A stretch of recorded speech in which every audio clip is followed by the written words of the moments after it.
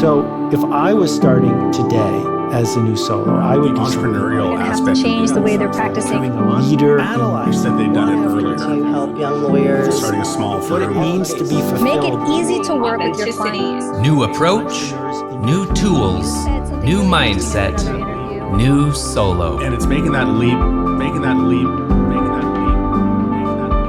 Welcome to another episode of New Solo on Legal Talk Network. I'm your hostess, Adriana Linares. I'm very excited to chat with Kellam Parks today. He's an attorney based in Virginia Beach, or in Virginia. His biggest office is in Virginia Beach. He's going to tell us about that. And I want to make sure and thank our dear friend of the podcast and, of course, of the entire Legal Talk Network, Ernest Svensson, for introducing me to Kellam, who is a good friend of his, and they work together on some projects that I hope we get to hear about. But hi, Kellam. Thank you for joining us today. Hey, thank you for the invite. Looking forward to talking to you. Me too. We're going to talk, hopefully, having a law practice and growing it, talking about technology and infrastructure, and then you are very much into cybersecurity and security and confidentiality and privacy for your clients. But I want you to talk to us about that for our law firms as well. I know that you launched your solo practice back in 2012, but have since then grown to a 3-office, 14-attorney firm in Virginia? Yeah, so I've been practicing law this year. Will make 2025 will be my 25th year. And I've worked for a lot of smaller firms, 10-attorney. My last firm that I was at before I started my firm in 2012 as a true solo, we had 30 attorneys, which is pretty big for a local firm. You know, I really wanted to do things. So at the time, I thought I wanted to do credit reporting disputes. So I wanted to be a plaintiff lawyer and helping people fix errors on their credit reports. Couldn't really do that at my other firm because we had so many business clients and we were conflicted out and represent a lot of banks and that kind of stuff. I also wanted to utilize modern technologies, and although my old firm wasn't bad, it had 100 people, and the larger you are, the harder it is to adopt tech. Don't I know that one? Right. I also wanted to use marketing, so I really couldn't do sort of any kind of individual marketing or even internet marketing because, again, they have a lot of corporate clients and a little more traditional. And so for sort of all those reasons, and my father, I'm the first one to go to college, but my father has always owned a business, and so he had that entrepreneurial nature, and I didn't know I had it, but it turns out I have it. So for all those reasons, I left in 2012 and started my firm as a solo. Quickly found that nobody really cares about credit reporting errors as much as you would hope they would, even when the big Equifax breach happened that didn't lead to the billions of dollars I thought I would make. I've been doing this for 25 years. Yeah. And I don't think I've ever met a credit reporting focused attorney. It's so interesting. Like, what a weird little niche area of law.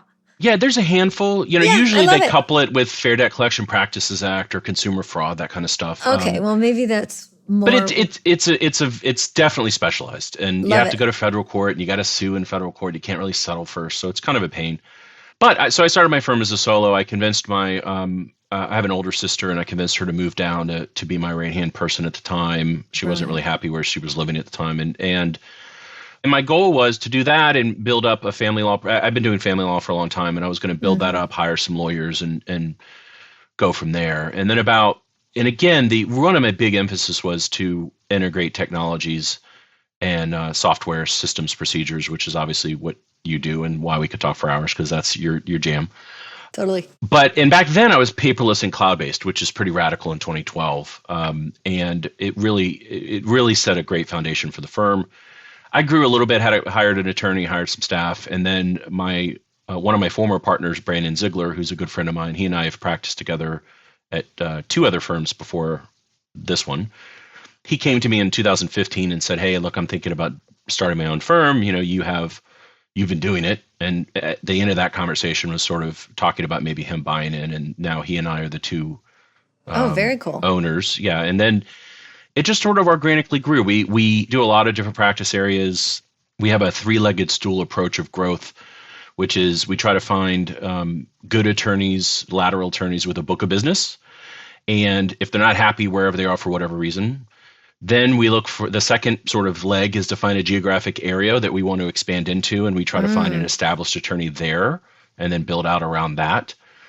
And the third leg we haven't been successful at yet, but the third leg is trying to find older attorneys that are ready to retire or slow down, because as you know, most of these older attorneys if these solos, they don't have anything to sell because it's them. They think they don't. They think they don't, but if it's really them and they're ready to shut shop, and they haven't built systems and procedures, and it really is them, which unfortunately a lot of times it is. Well, right. They definitely don't have systems and procedures, but they have a book of clients. Of course, but usually it's tied to them. And so what our pitch is, hey, if you want to quit, you want to stop practicing law, or you just want to slow down, instead of just shutting off the faucet, why don't you join us? We'll pay you a salary, we'll pay your benefits. And if you want to practice law, practice law. If you don't want to practice law, don't. We'll give you a cut of origination. Your job is to mentor our younger attorneys. Seems like a win-win, but we just haven't found the right person yet. Yet another thing I have not really heard about law firms doing. So what a great opportunity for you to reach out right now to anyone who knows attorneys in Virginia. Are you only Virginia? Yeah, so we're in the we're eastern part of Virginia. We have our main office is Virginia Beach, Virginia. We've got another one right down the road in Chesapeake. Cool. And then we have an office in Elizabeth City, North Carolina, which is northeast North Carolina. So Eastern Virginia, North Carolina is where we are right now. So good for the attorney to be able to slowly retire. I think it's hard for a lot of attorneys to just cold turkey retire. So that's just a brilliant business model. I love it. Well, I appreciate that. Yeah. So I mean, it makes sense. And again, we just haven't found the right attorney and the right circumstances yet. But so the first two models, how we grew, right? Mm-hmm. And so we found a lot of lawyers that they're not making the money, or they don't like the environment, or they don't, we're all about success means different things for different people. So we're not all about, you have to make us the most money and you have to be the most aggressive, or you have to generate the most business. Look, if you want to work a little less than maybe another attorney in my office, well, then we can figure that out. I mean, there's a minimum, but at the end of the day, there's a path to where you can do good work and advance our firm and advance your own career and make the money you want to make and have that work-life balance, which we think is important. But at the same time, if you're young and just want to, work 80 hours a week and that's what success looks like for you, fine, great. 80 is a little bit much, but that's the gist. That's a lot. I know that's too much, but that's worked out pretty well for us. And so we've grown, and we have, I think, currently 14 lawyers, about 38 people. Wow. But yeah, so we're really, really figuring it out day by day. I mean, I hope you figured it out. It sounds like you have, but I'm sure there are all kinds of things you're constantly having to maneuver. Kellam, what is the name of your law firm? Sure, it's Parks Zeigler, Zeigler PLCC. Is your sister still working with you? She's not. So she's with us for a long time, and basically, in general, what happened was we outgrew. We took her one position, which was everything. And then, now we have so many people, we need a finance person. We have so many people, now we need a dedicated intake. And so the position outgrew what she should be making and we could support.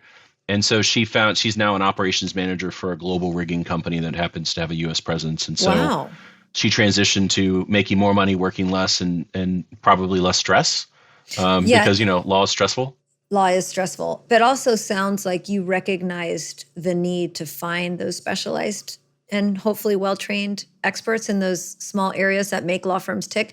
I think this is something that is hard for lawyers that are building a practice, because either one, they think they can do it themselves, or kudos to you and your sister, they take that one person and just push them into all these corners where they're really not comfortable. So congratulations for figuring that out at a time when obviously you needed to. And I'm sure you still follow those same kind of practices. Like, you're on this bus. I hate to use it, but I'm gonna. What's the best seat to put you in? Not the one you fit in. Right. And or get off the bus. And I don't mean that in a negative way, of course. Where do right person, right seat, right? So we use, to give you an example, and this goes with the conversation, I think, is, so Brandon and I always like to say we were successful for a long time despite ourselves, meaning we're not dumb. We treat people right. We do a good job. We're good attorneys. But we were figuring out, we had businesses outside of law, so we did know some business stuff, but we're so busy practicing law and there's so many different things to do that even though we had the right path, we couldn't quite get to it, or we didn't have exactly the right thing, and it wasn't as efficient as it could be. And so about 2 years ago, we decided to hire a business coach. And so we like the EOS system, the Traction. What is Gino that? Wickman's. So Gino Wickman's a business guy that wrote a book called Traction. Gino, not Gina. So yeah, Gino. Sorry. I talk so fast. Yeah, Wickman, Wickman. Okay. EOS system. Yeah, the EOS, it's Entrepreneurial Operations System, and maybe operating, but it's either operating or operational system. And what he did was he went out and looked at all these different business books and concepts and sort of distilled them down and came up with sort of this is a lean, mean, most efficient way to run your business. Everything from how to run meetings to how do you pick your people to the KPIs and metrics and both Brandon and I were familiar with that system, and I know people and that use it. So we decided, okay, we're going to do that. And so we looked at different EOS, and EOS is a franchise. The guys built it pretty big. And so we looked at franchised coaches, and we actually ended up choosing somebody who you may know, Stephanie Everett, who runs The Lawyerist. Oh, of course. Sure. Isn't she wonderful? She's great. And so she, as a lawyer and as somebody that ran her own law firm, and the Lawyerist, obviously, for those that don't know, they do group coaching and do a fantastic job. Yep. And But let me she- just Please. for listeners, it's lawyerist.com, which we regularly mention on New Solo. We're huge fans of the entire organization. They are now merged with Affinity Consulting. They're family to us. So it's a great group to either follow or get involved with. So Lawyerist, kind of like Purist, but lawyerist.com.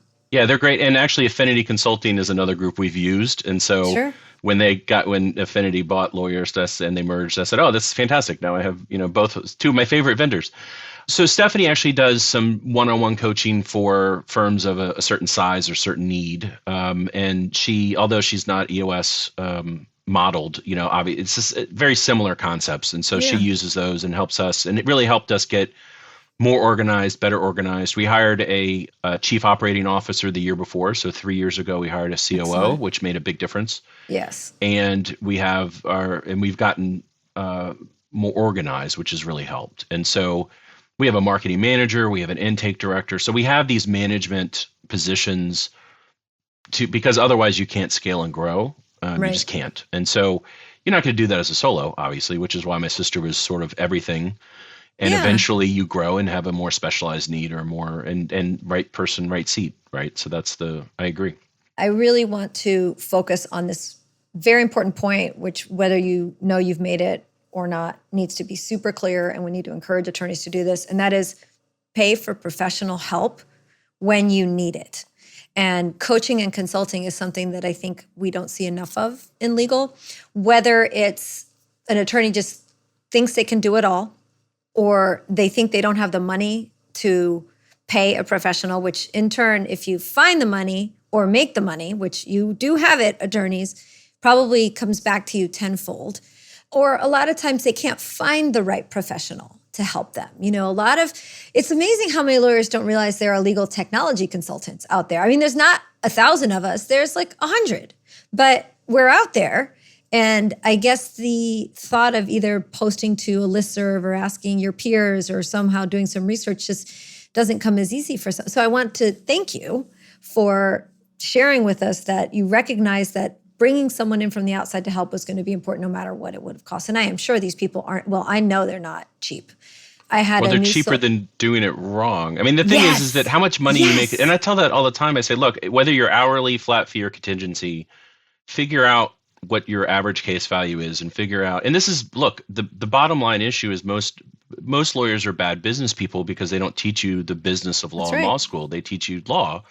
Some of the best trial attorneys I know are horrible business people, and Right. they work much too hard because they don't understand how to get business, or they don't understand how to convert the people to clients, or they don't understand how to grow their firm or deal with people or deal with the technologies. But at the end of the day, most likely if you're a practicing lawyer, your best value is doing that, or rainmaking, or both.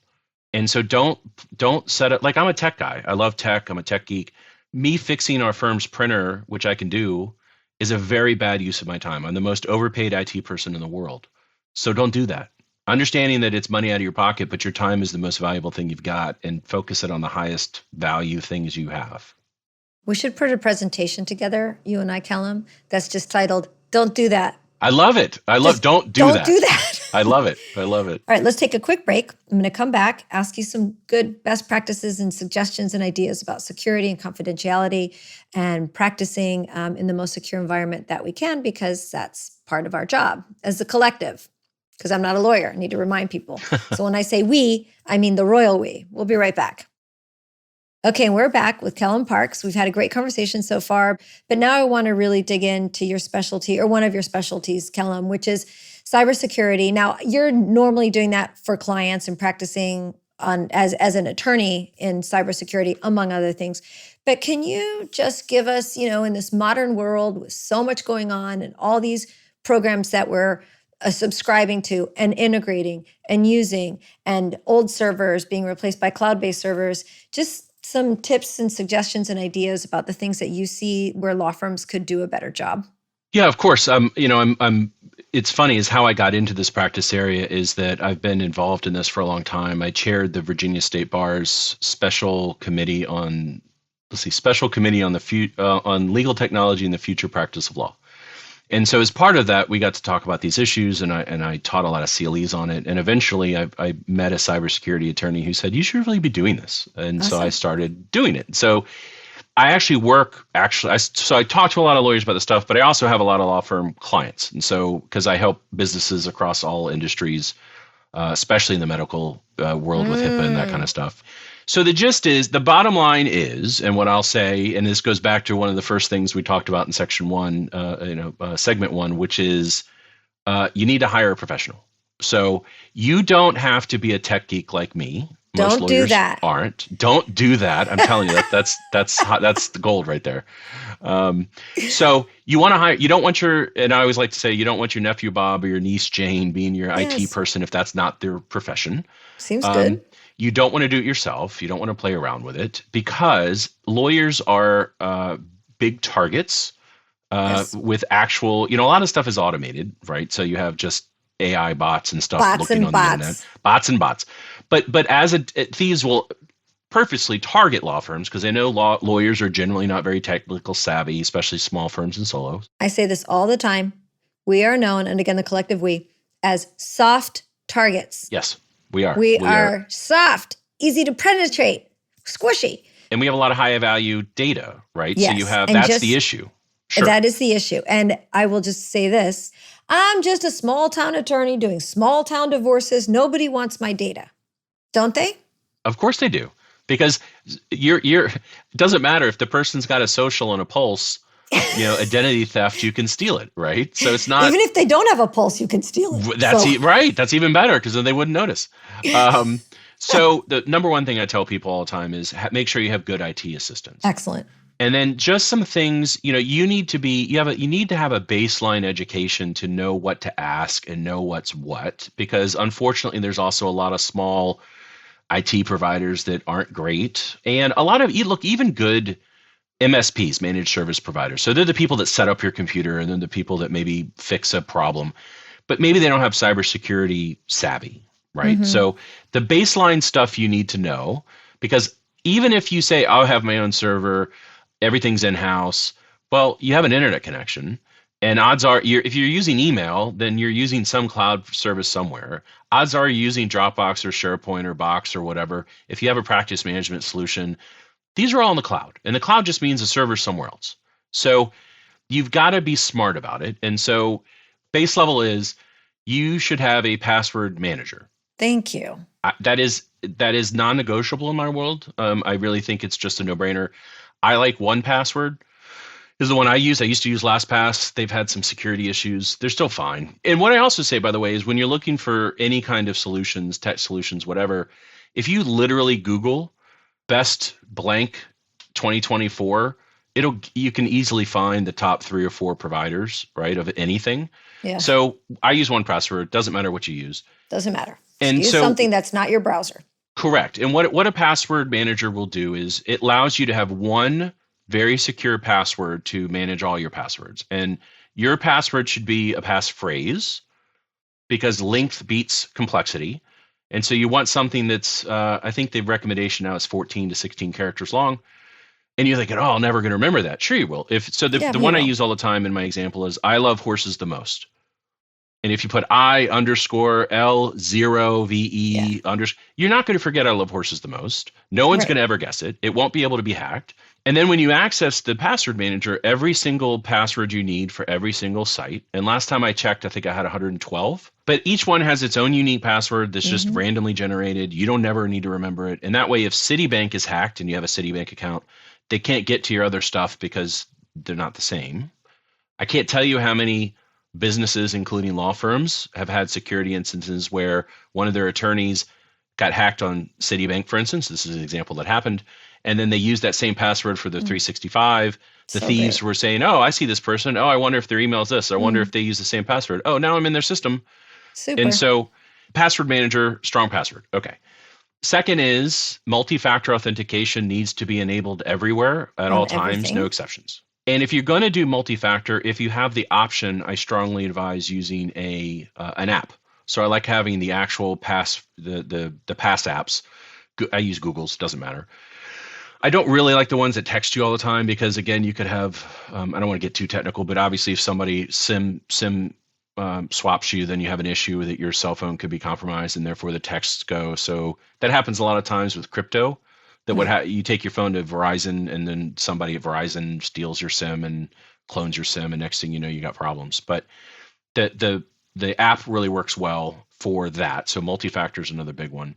And then again, your IT professional is really going to walk you through this, but you need to set up the proper level. You want to make sure, for instance, you have the proper level of 365, that you're going to be able to have audit trails and you're going to be able to turn on certain security features. And I'll just take a minute to Please mention, if you've been a listener of this podcast for a long time, you know you're not supposed to be using Microsoft for home or school. You need a Microsoft Business 365 account. For sure. Yes, of course. For all those reasons that you just mentioned. For all those reasons, right.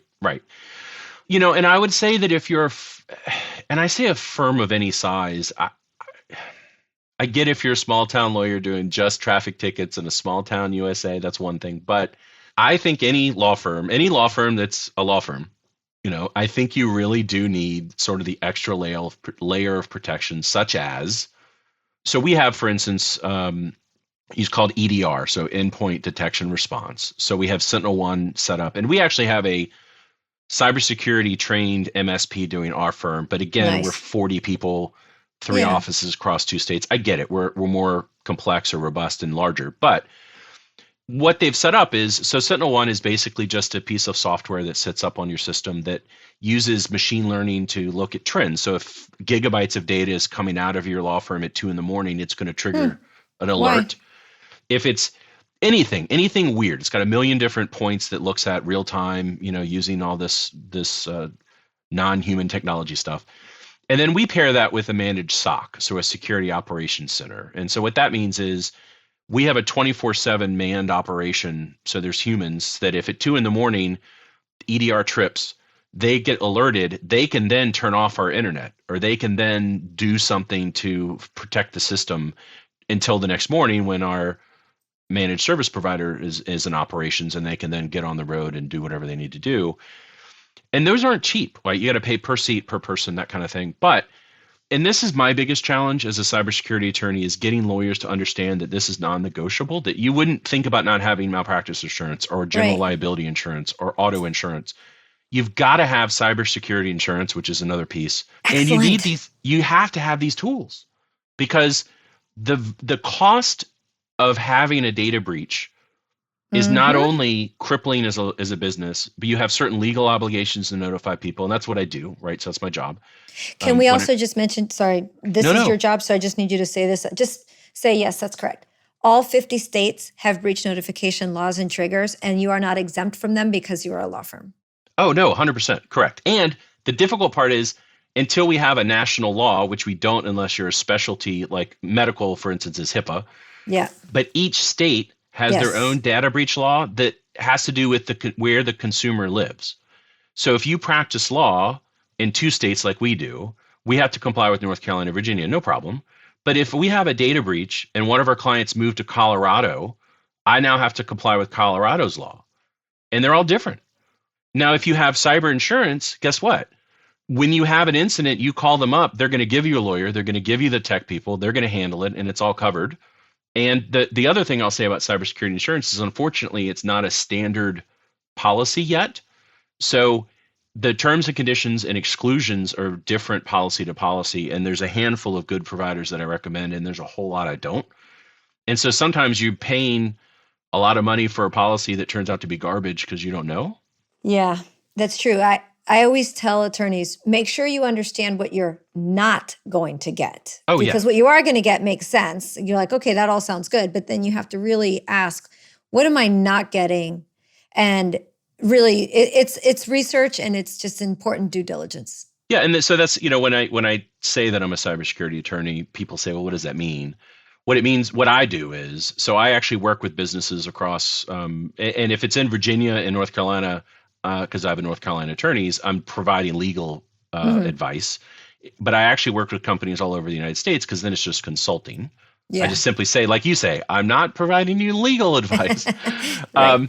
But that's what it is. So I help businesses. I bring in an IT company. I help them figure out what their environment is. I come up with a data breach avoidance plan, an incident response plan, get them insurance, make sure they know what's going on, do a data map. It's just planning to protect themselves. And so the other thing I'll say about law firms, no matter what state you're in, I guarantee you that you have an ethical obligation to protect client confidences, right? That's sort of a universal. Yeah.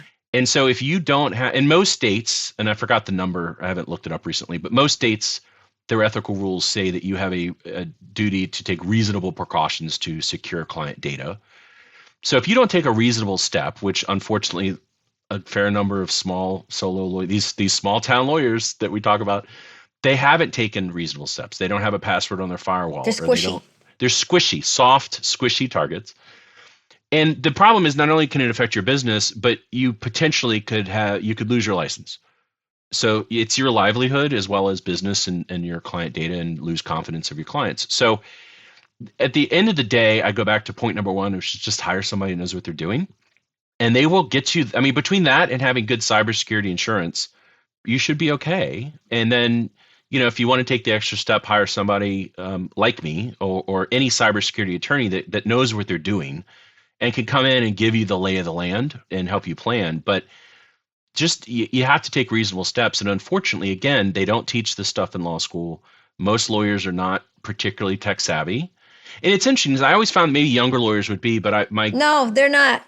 No, they use it more. That's it. They're not afraid of it. They're not afraid of it, but they're also not as cognizant of its risks. I say this all the time. It's true. And so bottom line, hire an IT person, password protect stuff, have them multi-factor authentication, and then get train good your cyber people. insurance. Yeah, train your people for sure. Train your people on Yes. risks, Yes. because the biggest problem, your technology is not your problem. Your people are your problem. Almost always, yeah. So we have monthly, we have quarterly mandatory training that we have a third company that sends training in. It's not that expensive to get.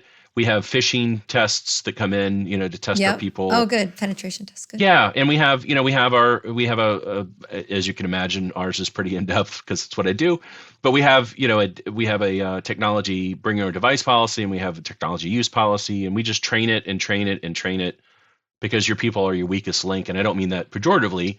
It's just that look, my own attorneys, you just click something. I didn't think about it. We're human. Right. We get tired. We skip something. Kellam, you might be interested to know that I have my CIPT from the IAPP. I'm actually interested. I'm actually looking into getting some certification myself, because I'm not yet, but that's really awesome. There's a lot of great lawyers. They don't do the CIPT as much as they do the PPA. Yeah. That's what I would be doing. I wouldn't be doing the PT. Yeah. No, that's cool. I think you have no trouble passing and getting certified. It's just time. I'm not afraid of it. Time. It's just, I gotta, I don't need it for what I do, but it's one of those things that. Well, you would like the group, like the peer group that you would. Sure. Anyway, you gave us a great segue to talk about technology when we come back from this quick break with some messages from our sponsors. I'll be right back with Kellam Parks. All right, we're back. You had just mentioned that you're a tech guy, and you've mentioned several times that technology is an important part to the success of your firm, and that was something that actually catapulted you into a solo practice, as you couldn't use and get the technology that you wanted at the firms you were at. So tell us a little bit about your tech journey, what you're using at your firm, how it's just, it's so important for efficiency and collaboration and client satisfaction. We love hearing from attorneys on this topic. Sure. So I've always been a computer guy. So and I tell my daughter, who turns I'm aging myself now, but she turns 27 next month. But I tell her all the time, I said, look, you don't understand how cool I would be today as a 12-year-old and how uncool I was in the 80s as a 12-year-old because I was so into computers back then, and that was not a cool thing to be into. But I've always been into it, right? I computer game. I like computer stuff. I use technology all over the place. And it was frustrating getting into the legal community because as a professional that tries to help lawyers, I'm sure you encounter that a lot of lawyers are Luddites and behind the time, and they don't want to change. They hate change. Very unfortunate for me. The industry is slow to adopt even otherwise. Courts are, don't even get me started on remote appearances and paperless and stuff. We still have paper. You can't do paperless in most of the courts in Virginia still, which drives me insane. Wow. Yeah. Drives me nuts. So I've always been into that, but my firms have never really focused on it. So when I decided that I wanted to start my own firm, that was one of the reasons. And I said, look, I'm gonna be paperless. I'm gonna be cloud-based, which was pretty radical in 2012. Yeah, definitely. You were on another planet. It was interesting. So when I look, so one of the primary things that I always tell lawyers is you need a practice management system. Duh. Period. Well, you know. I know. How many don't? What's your practice management system? What do you mean? I use Word. I use Word. I use Outlook. I had one law firm that was using their AOL email. Yeah. To run see their those law all firm. the time. And as a cybersecurity attorney, that frightens the garbage As out it of should. me. But when I did in 2012, there was really only 3 practice management solutions back then, which is just crazy for me to think about. So I did that, which was paperless, cloud-based. Which one of the examples I give all the time is we have a standard. I have a standard quick part in my emails that when I get into a case with any attorney, it's a standard thing that says, "Hey, we're paperless. I'm going to, you have permission to serve me electronically. I'd like to communicate via email and serve you electronically." Oh, very good. Because another great tip. Yeah, because all we do with paper, if all we do with paper is scan it and trash it, and if you fax it to me, it just looks worse. So let's actually be paperless. And in 2012, almost universally, every attorney would say no.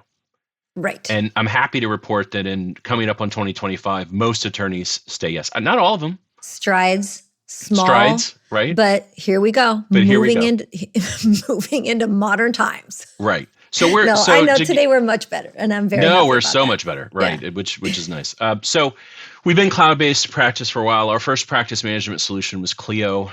We outgrew Clio because we have so many different practice areas. Yeah. We needed more robust reporting. We wanted integrated accounting, some things that Clio didn't have at the time. Sure. And so we switched over to Litify, which is a Salesforce-based product. That ended up not working out well for us. It was. I can tell you why. Yeah, if you have if you're large, and the whole thing is you really need to be even larger than we are. I would say don't do it don't even look at it unless you have 100 people. And then even then, if you don't have a Salesforce admin tech person, but if you have the resources to modify a Salesforce product, then it'll do anything you want it to do. But forget it and as a lawyer, it's hard. It's just hard. So we moved away from that. We're now with Carrot Legal, which used to be called Zola Suites, which we really like. So we went live in September of last year in 23. It's great because it has integrated accounting. It's got its own document management system. It's got integrated emails. It's got the guts of what we need. It also is the same company that owns Hot Docs. So form generation is great. They just added the feature of having automation and workflows, which is great. So we've been really happy with them, I'm happy to say. Love to hear that. So we're integrating. So the baseline is that we're paperless and cloud-based, and we're on the cloud. So it's a Microsoft 365 environment. Yep. All of our attorneys and staff have laptops, which are synced up with a docking station so that they can be portable if they need to be. We use, again, the Hot Docs form generation. So we're very big on trying to systematize and proceduralize as much as possible. Because although lawyers seem to think that every case is different, in reality, 90 to 95% of every case is the same.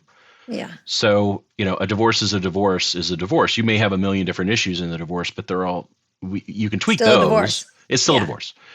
And so we do a lot of this. So we have workflows set up, we have automations, we have tasks, we have, the gist is we just try to automate. We use Lawmatics for both our intake and our background CRM.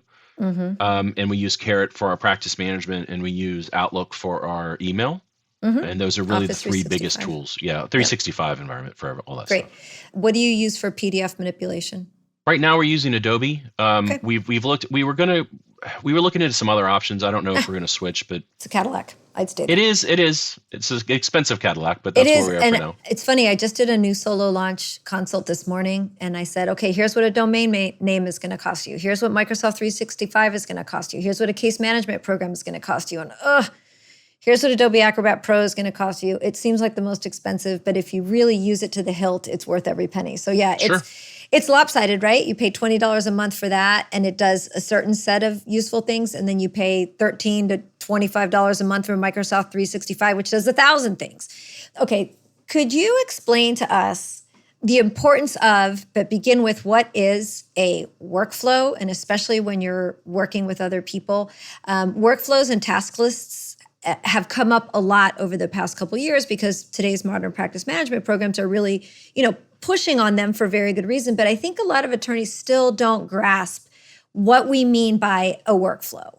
Sure, absolutely. So, and that's one thing that Litify did very well, and we spent a lot of time building that we're duplicating now into Carrot, because Carrot just launched that ability in the last 3, 4, 5 months. So what a workflow is, basically, it's a way for you to look at what the path of a case is going to be. So sort of the way Litify did it, which I liked, was each type of case you could set up stages of the case. So pre-litigation, first stage of litigation through discovery, second stage of litigation, appeals, whatever. And under each stage, you could identify what's going to happen, and you can, under each, you can have automated actions, you can have reminders, you can set up tasks that once the tasks are finished, it will trigger the next step, and that's the workflow. So a good example that I like to give is discovery. So in every civil litigation case in Virginia, you have the standard discovery rules. And so if you're going to issue discovery, you're going to issue interrogatories, request for production documents, whatever. Once they're issued, the other side has a certain amount of time to respond, depending on how you transmit them. So it's 21, 24, 28 days, depending on what's going on. So let's say 21 days. And then once somebody issues the discovery, they would check a box to say discovery issued. And then the system automatically on the 22nd day says, hey, did they answer discovery? And if the answer is no, you can actually check a box. And then at the very base level, it can say, oh, you need to send a deficiency letter. If not, then this. Exactly. But if then yes, then this. Right. And then with hot docs, which is why we like Carrot, one of the reasons we like Carrot is that we have the workflows, but we can also marry it with hot docs. And so we've created a form that's our standard deficiency letter. Nice. We check the box, and then it gives us the form that you can then fill in. Perfect. And because it's Carrot is by the same company, it actually pulls and fills the information in from Carrot. From the matter into hot docs, and you don't even have to do that.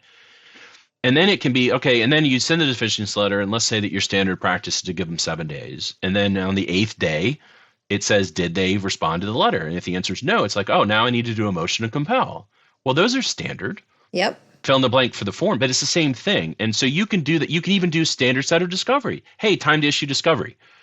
What kind of case is it? Oh, it's a child custody case. It'll give you the standard set of discovery, and then it'll even, again, pull in the information. Right. And so that marries the workflow with form generation. With the automation. Yeah, in that amount of time, especially now, I also think hourly work is bad. Like, I think it's a bad business model, and we're moving away. It's funny how we all say it like we think it's bad. Well, it's because we do a lot of it, right? So I feel bad because but it breeds inefficiencies. But especially if from an economical point of view, if you're flat fee or contingency, efficiency is how you make money. Now, you should be as efficient anyway, but that, from your own selfish point of view, that's the way to do it. And so the more efficient you can be, the more streamlined you can be, the better off you're going to be. I will say, in defense of attorneys, one of the former presidents of the Florida Bar, John Stewart, used to say, we'd have this conversation all the time. He was very tech forward and always pushing best technology practice for attorneys. He would just constantly say, my clients don't want a flat rate.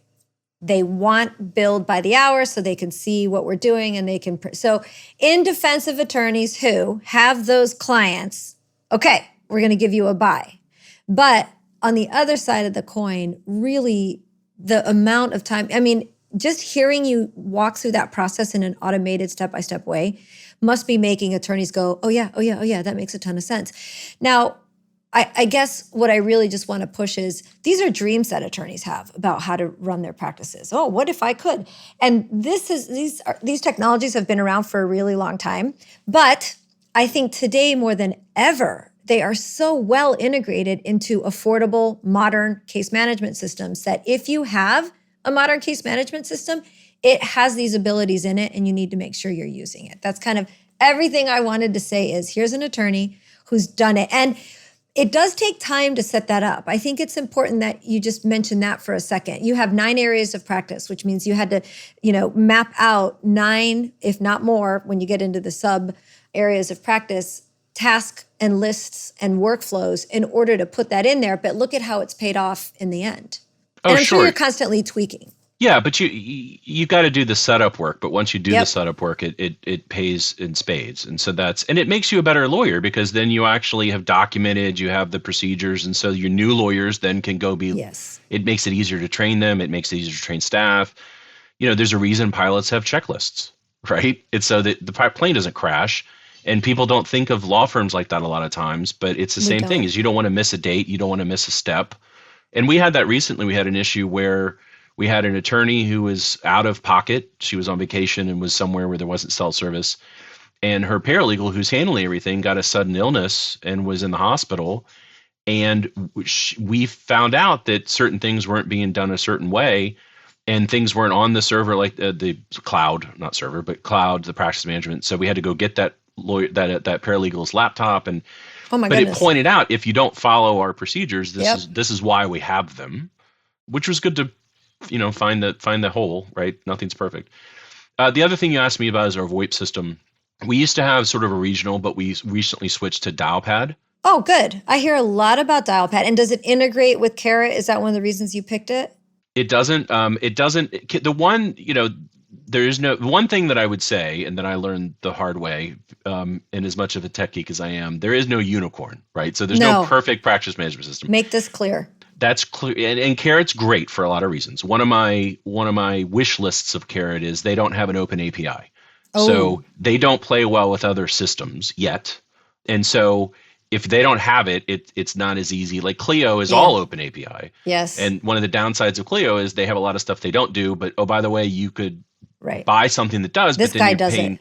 You're paying 50 licenses, right? So it's one of the reasons we went away from Clio is the larger we got, the more expensive it was because now I need 6 different services at that makes a lot of sense. Yeah. But so they don't integrate. So we don't use it to integration, but it does integrate with everything else we need it to integrate with. And we found that it's reliable. The tech works well. Yes, that's what we use for VoIP. Excellent. I only ask because that's a question I get all the time. Is what are attorneys using? And Dialpad is very popular from the Lawyer on the Beach group on Facebook, which I don't know if I've ever mentioned this group on the podcast, but I'm going to. You guys, if you're on Facebook, go join this group if you're a lawyer called Lawyer on the Beach. It is probably the most supportive and helpful.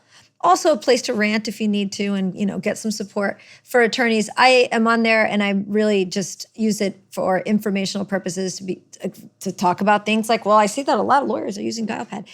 Let's talk real quick and put a pitch in for another one of our favorite groups, which is Ernie's Inner Circle group, which is how you and I met. You and Ernie have been working together for a long time. So can you tell us a little bit about that peer group that you're with? It's Ernie the Attorney's Inner Circle. Yeah. So Ernie, as you know, Ernie was a big firm lawyer for a little while, then smartly got out of it and been doing coaching and tech stuff for a long time, really the tech end of things. And so he created a group. He's got the Inner Circle and then he's got Copilot, sort of the higher level group. And it's interesting. So I've been following Ernie forever. He had an end of the year deal where it says, you can get half off for a year. And I joined. And what's so amazing is it's an environment where he basically it's all about efficiencies. So when I say he coaches, he doesn't really individually coach, but what he does is he's really trying to help lawyers figure out a way to be most efficient and smartly implement technology. It's been great. And so he's got the group where he has an open call every Friday that I'm on. And then he's got 1 or 2 Thursdays where he sort of has a set topic. Yeah. And then he's got a circle.io site, which is Slack. It's like Slack. Yeah. So it's just an online platform where you can have forums and discussions. And so I've just got a lot. So what I was saying serendipitously, which was really interesting, is that I had, and you and I talked before we started recording, that I found early on, after I started my law firm, that I really enjoy the business of law more than the practice of law. Though I still litigate and I still do some law, mainly try to do cybersecurity these days. But what I enjoy even more than the business of law is helping other lawyers figure out how to run a law firm and treat law as a business, because they don't teach that in law school, and it's something that I really just love. And you so, should do some coaching, Kellam. Hey, look at that. So that's what I'm going to do. So I'm launching a coaching group by That's first awesome. quarter of next year. But that's where Ernie came in, is because one of Ernie's focuses is how to create a law product and how to sort of. And I was like, hey, wait a minute, I'm doing this thing. And he said, look, and he's so generous. He's like, look, I'd love to help. To a fault. Yes. And so love Ernie. And his group is really not expensive. I think it's $150 a month or something. It's nothing. So it's nothing. The amount of stuff you'll get out of it is just tremendous. But I can't say enough good things about Ernie. He says that you are very active in the group. And so if you are interested in just getting to interact with Kellam on a one-on-one basis in these groups and just hearing how you're running your practice, that's a great place to do it. And I always have Ernie's Thursday call on my calendar. I'm just never available. And Friday's even worse. So I miss a lot, but I wish I could be on there more often. Okay. If you're interested in learning more about Ernie, you can, of course, Google Ernie the Attorney. And then, Kellam, how do we keep an eye on this coaching practice that you're going to launch next year? Where do we hear once it's launched? Yes. Well, what I would love to do is I'd love to invite myself back to talk to you again. Okay. And we can dive in, because we'll talk about all the specific things that we're touching a little bit on now. Do you think we could find ourselves a guinea pig attorney and actually have you do some coaching? And yeah, absolutely. I think that would be a great idea. Okay. No, I would love to do it. Yeah, because basically I'm coming up with a system. And so the gist is I'm going to start with individualized coaching with an emphasis of technology and an even more of an emphasis on AI use, artificial intelligence. So excellent. It's not all tech stuff. So that's something I want to make clear, because I don't want to turn off people that are afraid of tech or not into tech. Yeah. But that it's about efficiencies and systems and procedures. And it turns out that tech and AI is the sort of the easiest way to do that.